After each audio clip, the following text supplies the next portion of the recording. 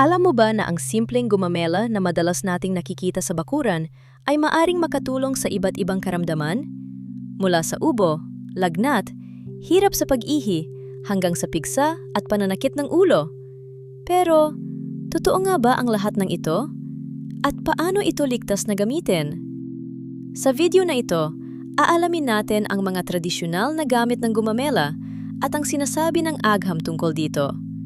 Siguraduhin panuurin hanggang dulo dahil ang huling benepisyo ay ikinagugulat ng maraming tao.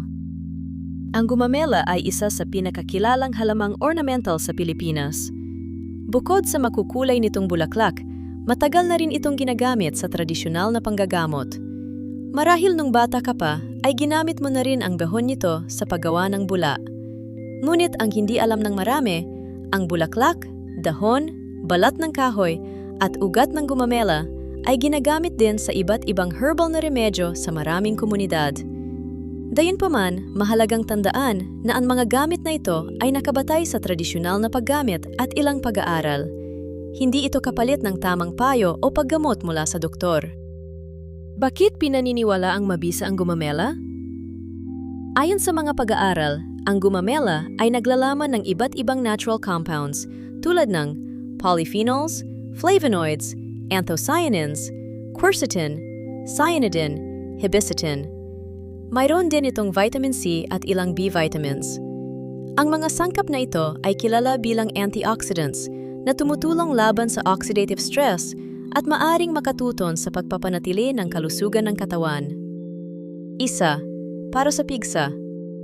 Sa tradisyonal na paggamit, ang batang bulaklak ay dinidikdik hanggang maging malapot at ipinapahid sa pigsa. Pinaniniwalaang nakatutulong itong mapalambot ang pigsa habang hinihintay itong gumaling.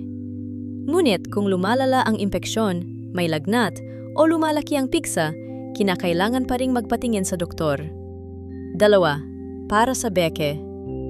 Sa ilang lugar sa Pilipinas, ginagamit din ang dinikdik na bulaklak bilang pantapal sa namamagang bahagi ng leeg. Gayunpaman, tandaan na ang beke ay dulot ng viral infection at walang herbal na napatunayang nakapagpapagaling dito. Ang pantapal ay tradisyonal lamang at hindi dapat ipalit sa medikal na pangangalaga. Tatlo, para sa gabukol sa balat. Isa rin sa pinakakilalang tradisyonal na gamit ng gumamela ay ang pagdidikdik ng dahon at bulaklak bilang pantapal sa maliliit na bukol. Mahalagang paalala, hindi lahat ng bukol ay ligtas na gamutin sa bahay. Kung ang bukol ay mabilis lumaki, masakit, o hindi nawawala, agad magpakonsulta sa doktor. Apat, para sa sore eyes. May paniniwala noon na ang pinaglagaan ng ugat ay ginagamit para sa sore eyes. Ngunit sa kasalukuyan, hindi inirerekomenda ang paglalagay ng homemade herbal solution sa mata dahil maaari itong magdulot ng impeksyon o iritasyon. Mas ligtas na kumonsulta sa eye doctor para sa tamang paggamot. 5. Para sa pananakit ng ulo. Ang dinikdik na dahon ay ginagamit bilang malamig na pantapal sa sentido. Maaring makatulong ang malamig na pantapal upang magbigay ng pansamantalang ginhawa. Ngunit kung madalas o matindi ang pananakit ng ulo, mahalagang alamin ang tunay na sanhi nito. 6. Para sa hirap sa pag-ihi. Sa tradisyonal na panggagamot, ang pinaglagaan ng bulaklak at ugat ay iniinom. May ilang pag-aaral na nagsasabing ang ilang uri ng hibiscus ay maaring magkaroon ng banayad na diuretic effect. Gayunpaman, kung may pananakit, dugo sa ihi o lagnat, maaring senyales ito ng impeksyon na nangangailangan ng medical na paggamot. 7. Para sa ubo. Isa sa pinakakilalang gamit ng gumamela ay ang pinaglagaan ng ugat para sa ubo. May ilang laboratory studies na nagpapakita na ang ilang sangkap ng hibiscus ay may anti-inflammatory at antioxidant properties. Ngunit kulang pa ang sapat na clinical evidence upang masabing ito ay mabisang lunas sa ubo. Kung ang ubo ay tumagal ng higit 2 linggo o may kasamang hirap sa paghinga, magpakonsulta agad. 8. Para sa hirap sa pagdumi. Tradisyonal ding iniinom ang pinaglagaan ng dahon upang makatuling sa pagdumi. Mas mainam pa ring dagdagan ang pagkain ng prutas, gulay, tubig at ehersisyo upang maiwasan ang constipation. Siyam, para sa lagnat.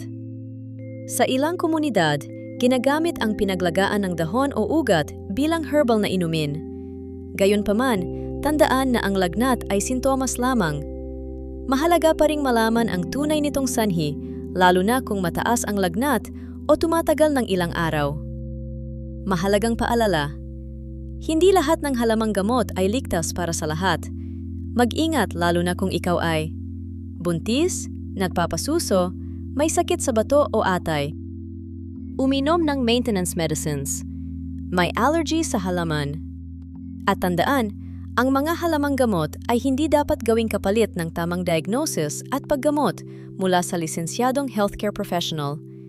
Nakakamanghang isipin na ang simpleng halamang gumamela sa ating bakuran ay may mahabang kasaysayan ng tradisyonal na paggamit.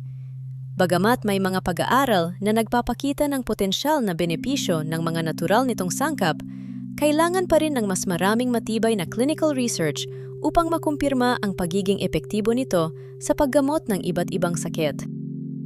Ang pinakamahalagang gamot pa rin ay ang tamang impormasyon at tamang pag-iingat.